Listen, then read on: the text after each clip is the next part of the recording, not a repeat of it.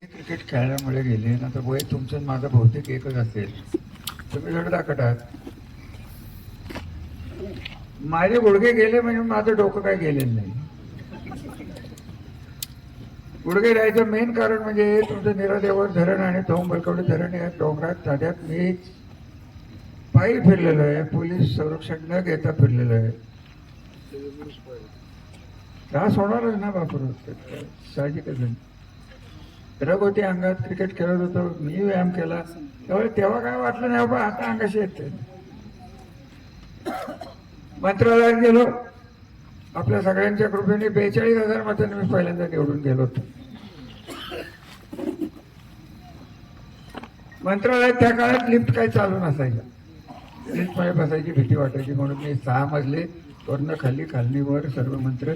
सकाळी 10 वाजता गेलो की संध्याकाळी 5ला बाहेर पडत.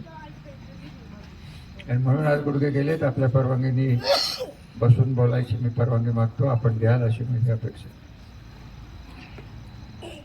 मंडळी, इलेक्शन माझी नाही, मला कुठलं पद नकोय. माझ्या वैयक्तिक कुटुंबातलं कोण उभं नाहीये. आताच कोणतरी म्हणलं की वेगळे इलेक्शन हे बाकी खरं. आमच्या विरोधात म्हणतात की 30 वर्ष काय केलं.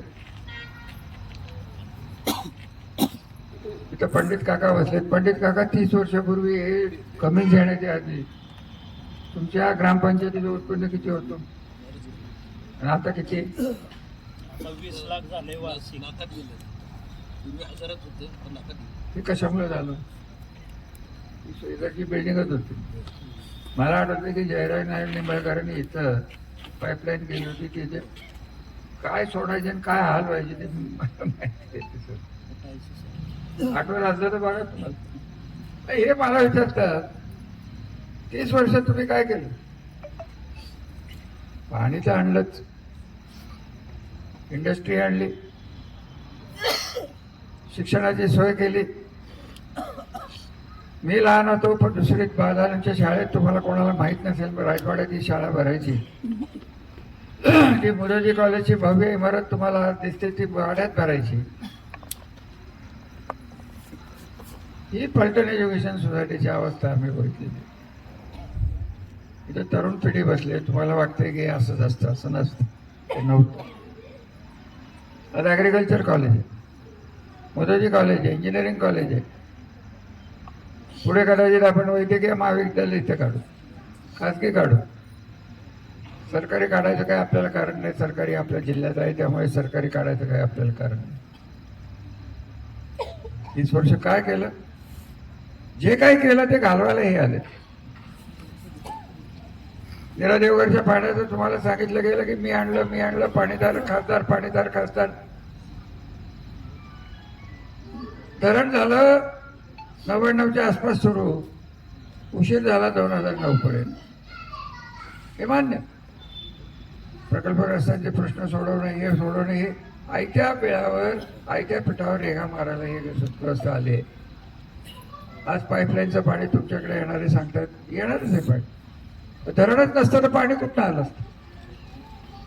66 किलोमीटरवर कालवे येऊन थांबले. आंदोरी बापुरा तुमचं आदोळे तिथे वरती वाघोशी तिथपर्यंत पाणी आलं होतं माझ्या काळात. नशीब मोठं घेऊन हा माणूस निर्माण झालेला आहे. माझं काय इथल्या उमेदवारांच्या बद्दल फारसं काय बोलायचं नाही. ठीक आहे, पाईपलाईन आलं, चांगलं झालं. फलटण तालुक्यात पाण्याची एंट्री होणार आहे, नक्की होणार आहे. 6 तारखेला मला जमलं तर मी एक पत्र छापणार. माझी खासदारांनी हे 4 TMC पाणी जे निरा देवघरचं सेविंग झालेलं आहे कलाटे साहेब, सांगोल्याला द्यावं आपलं सोडून, असं पत्र दिले. आजी दादाही तेच पाणी मागत. आपलं पाणी, आपली धरणं, आपल्या जमिनी. आताच कोणतरी म्हणलं ना की आम्ही विनामूल्य जमिनी दिल्याच ना. तुम्ही सर बोलले म्हणूनच झालं हे सगळं. प्रकल्पग्रस्तांच्या त्यागाने जेवढं झालं तेवढं तुमच्या त्यागाने झालेलं. मला आठवतंय मला वाटतं मी तरटे माळ्यात का तरटे वस्ती, मला वाटतं काकींचा वाडा तिथे होतो, तिथं प्रचाराला 95 साली गेलो होतो. त्याने म्हणलं की मी तुम्हाला पाणी आणून दे. गरीब माणूस समोर बसला होता.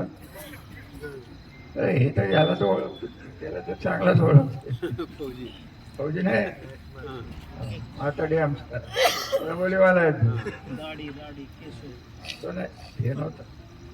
बरोबर तो म्हणाला कशाचं पाणी, आम्ही 15 वर्ष ऐकतोय पाणी आहे पाणी. इतकी निराश झालेली ही लोक. आणि हे पाणी आणण्यात आपल्याला यश मिळालं, त्यात सर्वांचाच वाटा आहे. बलकवडीचं पाणी आदरकीत आलं तेव्हा चिमणराव काकांनी आदराने प्रेमाने बोलवलं. डॉक्टर कृष्णचंद्र भोईट्यांना बोलवलं. मी म्हणलं नाही की माझ्या एकट्याच्याने पाणी आलं, मला म्हणता आलं असतं. तुम्ही हिर खांडली दुसरा मोटर बसवाय गेला. हा कोण दिनकर का? पाटी टोपी दिसली मला इथे. अरे मोटारी नाही, फ्यूज नसलेले फ्यूज मोटारी बसवते, काय त्याचा उपयोग आहे? माझं म्हणणं एकच आहे की मला ह्या भागाकडनं फार मोठी अपेक्षा होती की दिलेलं पाणी हे तुमच्या भागाला जास्त मिळालं. बलकवडीचं उमेदवार काय आमचे निवडून येत नव्हते का हो? काय पाप आम्ही केलं? निवडून आणायचे भलत्याला, काम करायचं आम्ही. हे आता कुठेतरी थांबवा.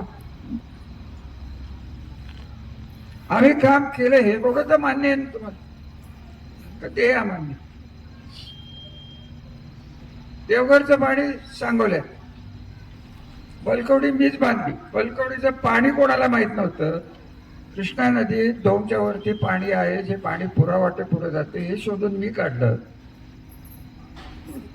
हे म्हणतोय बलकवडी मीच बांधली. आता म्हणतोय बलकवडीला एवढा उशीर का लागला? तुमच्या मुख्यमंत्र्यांना विचारा की विरोधी पक्ष नेते असताना अनुशेषासारखे प्रश्न कोणी तयार केले? आम्ही नाही केले. आम्ही त्यांना म्हणत होतो की विदर्भालाही पैसे द्या, ह्यालाही पैसे द्या. इथं प्रेस बसले. माझं म्हणणं आहे का माझं यशवंतराव, जसं मागासवर्गीयांना 13% देतो आपण, 9% आदिवासींना देतो, तसं माझा आग्रह होता. मी 4 मुख्यमंत्री बघितलेला माणूस तुमच्या समोर बसून बोलतोय. गाडी मुख्यमंत्र्यांना म्हणलं की 22% तुम्ही धरणासाठी, पाण्यासाठी, जलसंपदासाठी द्या. कोणीही ऐकलं नाही. 13% जसे तुम्हाला लोकांना मिळतात तसे 9% आणि 20% तर आपल्याला मिळाले असते. ही फटक्यात धरणं कधीच होऊन गेली असती. विदर्भाची झाली असती, मराठवाड्याची झाली असती, अजून कुठलीही झाली असते. पण मी इथे काय वाटारमध्ये हे सांगण्यात काय अर्थ नाही. बघा काम मी केलेलं आहे आणि मला कदाचित सत्ता मिळेल ना मिळेल, माझी सत्ता जाईल ना जाईल,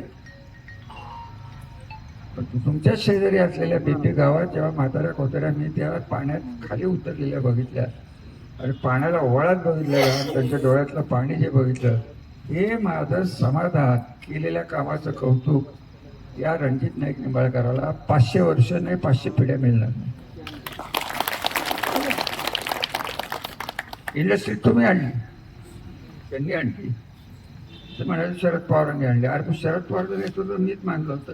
शरद पवाराला पाणी चोर कोण म्हणलो? मी म्हणलं. अजितदादाला पाणी चोर कोण म्हणलं? मी म्हणलं. आज हे तुमची पार्टी घड्याळ पार्टीची आहेत ना, 2 जण विहिरीत. घड्याळ पार्टीला मला म्हणाले की तुमची पार्टी घड्याळाचे 12 वाजले, 10 वाजून 10 मिनिटाचा घड्याळ आम्ही चालू केलं होतं, तुम्ही 12 वाजवून ठेवले त्या घड्याळाचे. हे विकून टाकलं कमळाला. पाणी तिकडं, कमळ इकडं. अहो कशाचं काय कशाचं काय? ते शिवरूपराजे कर्णेकर ही बॅत कुठनं शिवाजी राजांनी धरून आणली कोल्हापूर? काय आपला संबंध होतो? त्याच्या वडिलांच्या बरोबर मी राजकारण शिकलो आणि यांच्या बरोबर यांना 11 वर्ष मार्केटिंग कमिटीचा चेअरमन, सभापती. आमच्या घरी आले, निवडणुकीचं वाटप तिकिटाचं सुरू झालं, उमेदवाराचं सुरू झालं की 4थी खुर्ची श्रीमंत शिवरामराजे खर्डेकर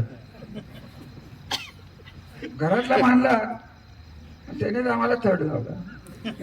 का तर अजितदादा मी नाही म्हणू शकत. अरे बाबा तुला ही पदक दिली होती का? अजितदादाला विचारून दिली होती का?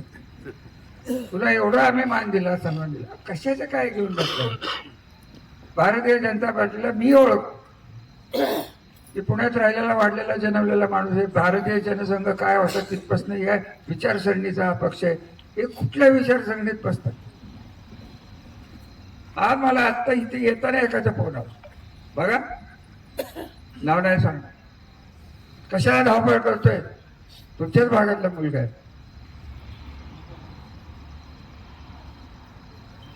रामराजेंच्या नादाला लागू नको, माझ्यासारखा वाईट राहणार नाही. आणि हे रेकॉर्ड करेन रामराजे नाईक. ते कोण म्हणलं असेल? मा खा रणजित नाईक म्हणलं. मा खा हे नवीन नाव आहे, माझी खातात. ते जरा तुमच्याकडे असं काय असलं तर ते मोठं करून लाव. तुमची काय टेक्नॉलॉजी आहे मला काय कळलं.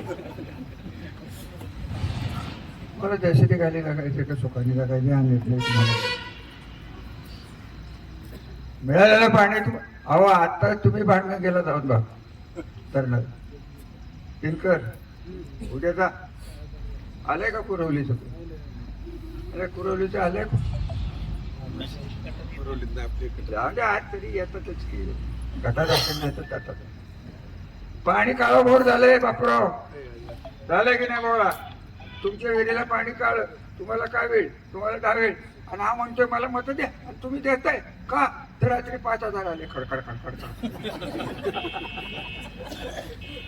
आता दोष करून देऊ, काम केलं तर मला श्रेय द्यायचं राहिलं बाजूला. काम न केलेला तुम्हाला आरोग्याची या माणसाला काळजी नाही. पोलीस तुमच्या मागं किती फोन या वाठारमधनं मला आलेले आहेत की आम्हाला वाचवा. ॲट्रॉसिटीचे गुन्हे, याचे गुन्हे, त्याचे गुन्हे, गुन्हेच गुन्हे, गुन्हेगारच गुन्हे लावतोय, गुन्हेगारच पोलीस संरक्षणात फिरतोय. असं चित्र भारतात तुम्हाला कुठेही मिळणार नाही. हे इथं आपल्या परिषदेमध्ये दिसतं. 2 गाड्या पुढं पोलिसांची. मी डोंगरात फिरलो, गुडघे दास्तोपर्यंत फिरलो, एक गाडी माझ्याकडे नसायची. मला आठवतंय ते पश्चिम खंडाळ्यात मी फिरत होतो, मी नगरपालिकेचा नगराध्यक्ष होतो म्हणून मी त्यांची गाडी घेऊन फिरत. फॉरेस्टचे अधिकारी जोरात चालले होते, त्यांच्या मागे मी फिरत होतो. यशवंत माझ्यावर विश्वास ठेव, गाडीला आग लागली. 3 महिन्यात फॉरेस्टची सगळी क्लिअरन्स घेतली, फॉरेस्टची क्लिअरन्स घेतली. अहो एक कष्ट करून मी तुमच्याकडे मतं मागतोय आणि तुम्हाला पाणी दिलंय आणि तुम्ही 5,000साठी माझ्या 30 वर्षाची किंमत करणार. मला तुम्ही एकदा या इलेक्शन मध्ये स्पष्ट सांगून टाका की तुम्ही पाणी दिलं, आमच्यावर काही उपकार केले नाहीत. तरुण पिढीला मला सांगायचंय तुम्हाला दुष्काळ कधी बघायला मिळालाय? 2-4 मुलं दिसतात बाबूराव, नाही शक्यच नाही. तुमच्या मुलांनी कधी दुष्काळ बघितला? रोजगार आम्ही बघितले कधी? काही नाही. पाणी आल्यापासून एक टेम आत्ताची महिला बोलली शरीच्या वाडीची, याचा तुम्ही जर काही उपयोगच होणार नसेल मला राजकीय दृष्ट्या, कारण यांच्याशी लढाई माझी भारतीय जनता पार्टीची लढाई नाही अजिबात. मी स्वतःला एवढं मोठं समजत नाही. तुम्ही मोदींशी लढावं. हे म्हणाले मोदींच्या पेक्षा जास्त विकास खर्च मी केलाय. दिवसाला नाही, मिनिटाला 1,000, मिनिटाला 1,000 पैसे नाहीत, कोटी. आता काय तुम्हाला या माणसाचं सांगू, तो काय झालंय ते बरं का, आपले पाय जमिनीवर आहेत, बरोबर आहे? तिथे पाय वरच असतात, खाली येतच नाही का. अशा माणसाची नेतृत्वाने भविष्य तुम्ही त्यांच्या हातात दिलं असणार. देणार आहे की नाही तुम्ही ठरवा. या दिवशीच्यात पक्ष महत्वाचा नाही, उमेदवार महत्वाचा नाही. आम्ही दिलंय हे महाराष्ट्र केसरीचा सुपुत्र इथं उभा आहे. तुमच्या गावातली सौभाग्यवती मॅडमच दिली आहे मला. आणि तिकडं सुरवडे नावाचं एक फार मोठं गाव आहे, भयंकर मोठं आहे. तिथे एक भयंकर पाटील राहतो. त्यांनी असं या कारखान्यात शोध लावला म्हणून तो नीट आहे का, तुम्ही काम केले श्रीरामला. एक पोत 4 व्यापाऱ्याला कसं विकावं, 4 वाजता. बँकेला गोडाऊन सील असतात, कोरोना लक्षात ठेवा. साखर जी तयार होते ती घाण असते, बँकेकडनं घेतलेली असते. गोडाऊन उघडलं की थप्पी आणि मागं काहीच नाही. या असल्या टीका करायला आम्हाला हे ज्येष्ठ नेते आणि हे सुरवडीचे राजे आणि सुरवडीची मत आहेत म्हणून त्यांचे पुतणे का चिरंजीव मला 20 वेळा माझ्या पाया पडला. माझं हॉटेल वाच किती वेळा 12 कोटी भारतीय बँकेकडून 20 वेळा माझ्या. अरे त्याला म्हणावं तू मत मागण्यापेक्षा एका कधीतरी बापाला जमलं नाही तेवढं एवढं कर की बाबा 17-18 एकोणीसला कारखाने आम्ही खाल्ले, आम्ही उडवले, आम्ही शेवटचा चेअरमन तोच होता यशवंत दादा काय त्याचं नाव धनंजय दादा. अहो फार दादा झाले ते शमशेर दादा, रणजित दादा, धनंजय दादा. आणि निर्लज्जपणे माणसं मतं मागतात आणि काहीच न विचार करा तर तुम्ही 5,000साठी मतं देता. तुम्ही देत असाल नसेल मला माहिती. तुम्ही रिपोर्टर तरी काय फार वर्ण पडलाच असेल बातमी. यांना बोलल्याशिवाय मला बरंच वाटतं. झोपच येत नाही बा. त्यांना ऐकल्याशिवाय अहो लगेच न्यूज तयार होते ना. राम राय लगेच निषेध करारे निषेध. माझीच पोरं आहेत, मीच वाढवलीत, मीच तयार केले. काय तुम्ही घेऊन बसला त्या रंजाला तर काय तुम्हाला सांगू काय त्याला दादा म्हणायचे. 6 फुटाचा निव्वळ रिकामा डोक्याचा माणूस काय घेणं त्याने. काय मिशा वाढवते जॅकेट घालते इथे इतके महिला बसते. कोणाच्या घरी मिक्सर आहे का हो? हातवर करा. मिक्सर आहे सगळ्यांच्या घरी. जर मिक्सर बिघडला ते एक अत्यंत तज्ञ माणूस म्हणजे रणजित त्याची डिग्रीच आहे की स्वयंपाक घरातली मशिनरी काय म्हणतो आपण नाही नाही या अजून काय काय असतं की स्वयंपाक हा होम अप्लायन्स काय जाऊ देत. हे बघा मंडळी मी चिंगलीचा विषय करत नाही. ह्या माणसाला नाही धड अक्कल न धड बोल. फक्त नशिबाने 19 साली चान्स मिळाला. मला त्यांना 4 प्रश्न विचारायचे. पहिला प्रश्न, आपलं जे उपळव्याचं पवित्र तीर्थक्षेत्र आहे ऐका तुम्हाला तर सांगायची मला हौस झाली म्हणून तर पाणी प्यालो कसा गेला बोंबलून बोंबलून. तिथं आपण पगार किती देता कोणाला हात चिटवायला वरती तर काय आम्हाला काय घेणं. आणि दरवर्षी जेव्हा चिटपाय आपण नोकरीला ठेवतो तेव्हा त्याच्यावर आपण कर्ज कमीत कमी 25 लाख लावता का. पहिला पगार वेळेवर मिळतो का. उसाला बिल व्यवस्थित देता का. आणि आपण जी इंडस्ट्री काढली स्वराज्य दूध संघ का काय ते विकलं कोणाला किती कोटीला. त्या माणसाला ईडी मध्ये कोणी घातला, त्याची पतसंस्था कोणी घातली. पाणी तुम्ही सांगोल्याला द्या हे म्हणला की नाही. नीरा देवघरचं पाणी शरद पवारांनी अजित पवारांनी चोरलं हे तुम्ही म्हणला की नाही. हे एकदा आयुष्यात नाही त्यांच्या अख्ख्या खानदानात कधीतरी खरं बोलून दाखवा की मी हे बोललो. काम न करता केलं. बाकी काय माहीत त्याची भांडणच नाही. तुम्हाला आपलं खरं ते सांगतो काहीही भांडणं नाहीत ते. हा भांडायचं असतं कोणाशी ज्याला अक्कल असतं त्याशी भांडावं ना. तो गेले भेटलायच आहे त्याला काय भांडायचं ते.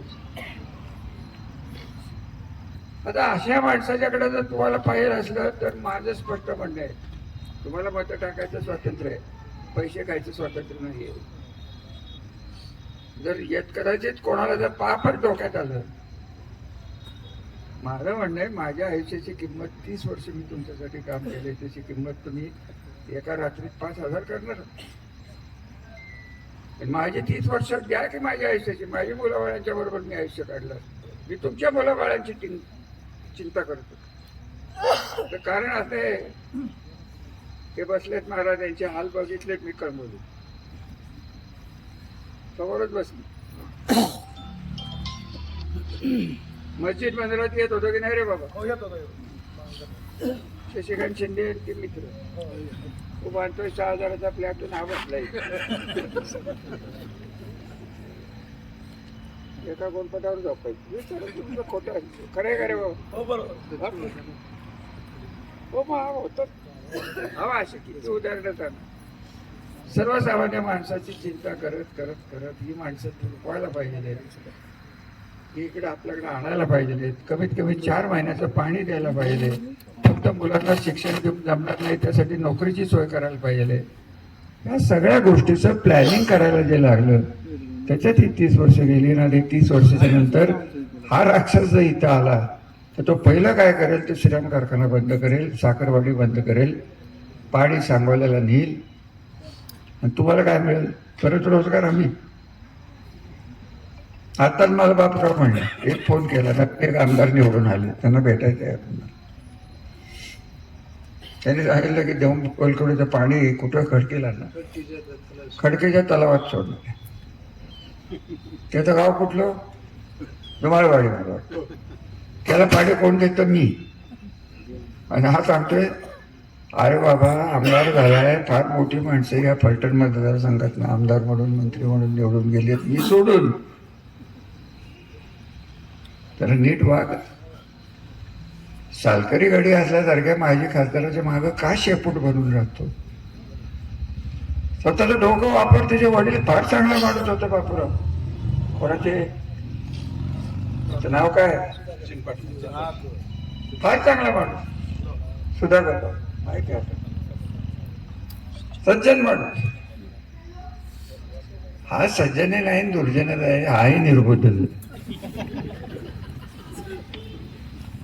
म्हणून याच्या मागे लागलाय. आता त्याचं काय चांगलं होईल? एक माणूस दाखवा, एक कुटुंब दाखवा की माख हा रणजितसिंह नाईक निंबाळकर यांनी त्याचं चांगलं केलं आहे. अशोक जाधवापासून सुरुवात करा.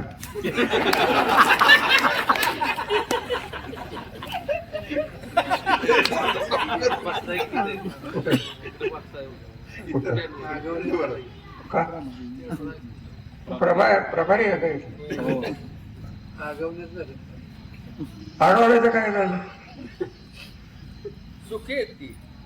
कोण सुखी आहेत? अरे बाबा, तुझी मुलं आत्महत्येला प्रवीण करणारी असतील, करणार असतील तर काय या माणसाला अर्थ आहे? त्या मुलींचे फोटो आज आहे माझ्यासमोर.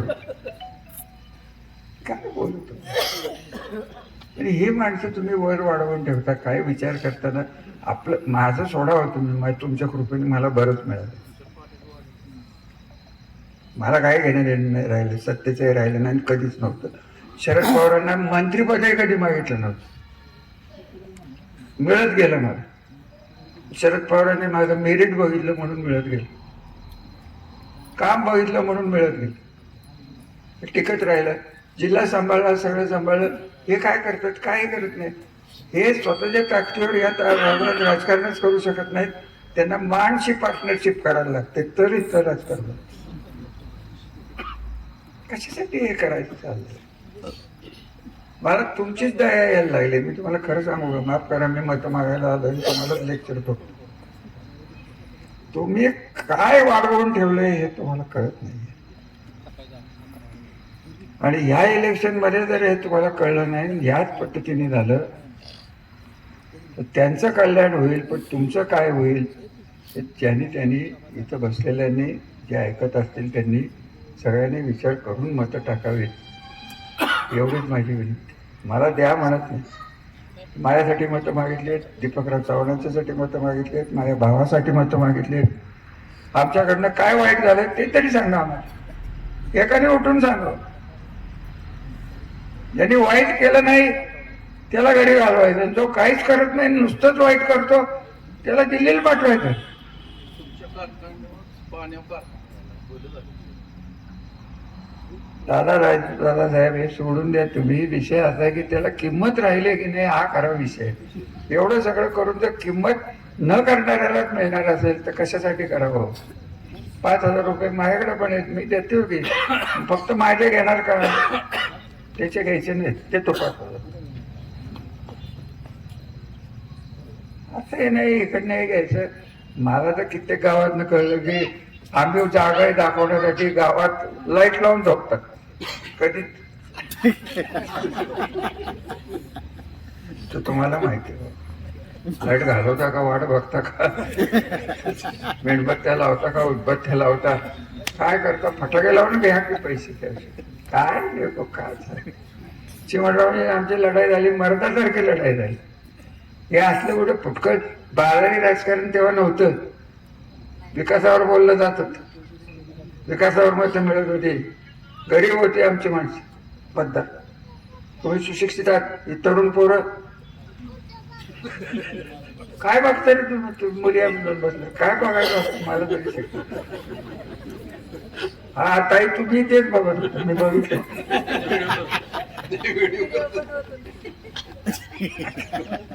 अहो मी मजा करतोय, माफ करा, माझी सवयच मजाची आहे.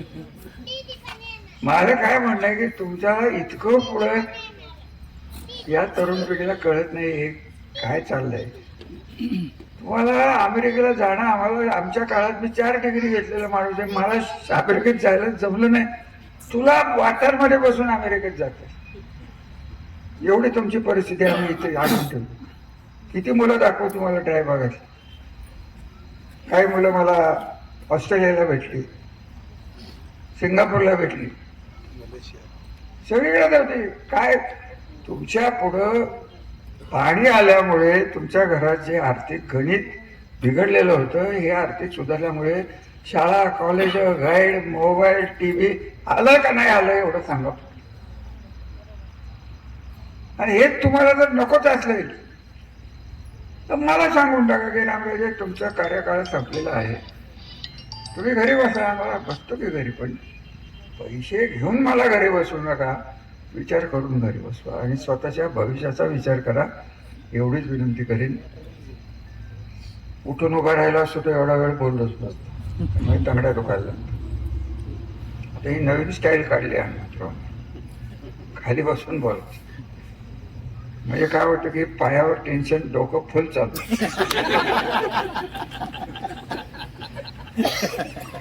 आता आपले 2 उमेदवार येत आहेत ना. निलेश बाबा उभा राहा, नमस्कार कर. पहिलवानाला बोलायला शिकवतोय. ताई कुठे आहे, तुम्ही नमस्कार करा, मत द्या. तिकडं बघ तुम्ही काय करायचं. सुरवडीचा माळ फुलवला मी. हे काय म्हणते, बस रे बस ताई बस. धनुष्यबाण का मी, अरे बाबा घड्याळ मीच चालू केलं. हे नुसतं हे घड्याळ 10 वाजून 10 मिनिटं मीच चालू. शरद पवारच्या माग 99ला अशोक शेठ 22 अपक्ष आमदार सुरू ठेवले होते. माधवराव शिंदेच्या पुढे 99 झाली, 98ला. तू काय सांगतो अशोक मला. शरदरावने पहिला फोन मला केला होता, रामराजे आपल्याला विवाह करायचा. हे कुठे आलं दीड जमडीचं. सगळं आल्यावर आता घुसपेन म्हणतं हे असेल ते तसेल. रामराजांनी आपू पेलून रामराजांनी माणुसकी सोडली. अहो स्वतःच्या कार्यकर्त्याला 9% व्याज देऊन कॅन्सर सारख्या दुखण्यात पैसे देणारा हा आराम करून कसं काय आपल्याकडे आला हे मला कळत. आमच्या सगळी पापा आम्हीच केली, तुमच्या नाही चुक. काय या मंडळींच्या अर्थ नाही. राजकारण आणि भविष्य किती तुम्हाला इतक्या संधी आहेत. ग्रामीण भागात तुम्ही विसरा, वाटार, पाणी, दुष्काळ सगळं करून ठेवले. पुढे न्या. ज्याला ही अक्कल आहे, भविष्याचा वेध घेण्याची ताकद आहे, अशांच्या हातात सत्ता द्या. बाकीचं द्या सोडून. हिंदुत्व, मुसलमान, जातीन फितीन, आरक्षण फिरक्षण, ज्याला मेरिट आहे त्याला आरक्षणाची गरजच नाही आहे. कुठल्याही जातीत जन्म, ज्याला डोकं आहे, ज्याला संधी आहे, ज्याच्या घरात संस्कार आहे, इथं आरक्षण लागत नाही. स्वतःच्या डोक्याने गेलेली मी मुलं आहेत. आरक्षण जिथं पाहिजे त्यांना घ्या, आमचं काय म्हणणं नाही. माझा विरोध नाही आरक्षण. माझा विरोध एवढाच आहे की प्रत्येक माणूस स्वतःच्या कुटुंबातल्या पुढच्या पिढीचा विचार करतो. तुमचा नेता म्हणून तुमचा विचार मी केलेला आहे, तुमचं भविष्य घडवून ठेवलेलं आहे आणि हे भविष्य घडवलेलं चांगल्या माणसाच्या हातात द्यावं एवढीच विनंती करायला या इलेक्शनच्या दरम्यान आलेलो आहे. जास्त काही बोलणार नाही. कोणाला दुखवलं असलं तर माफ करा. पण माझं तोंड जरा म्हातारपणामुळं थोडं बिघडलेलं आहे खरंच. आता हा बोवा आमचा तो बघ मागावा, हो आयुष्य कुठं काढलं.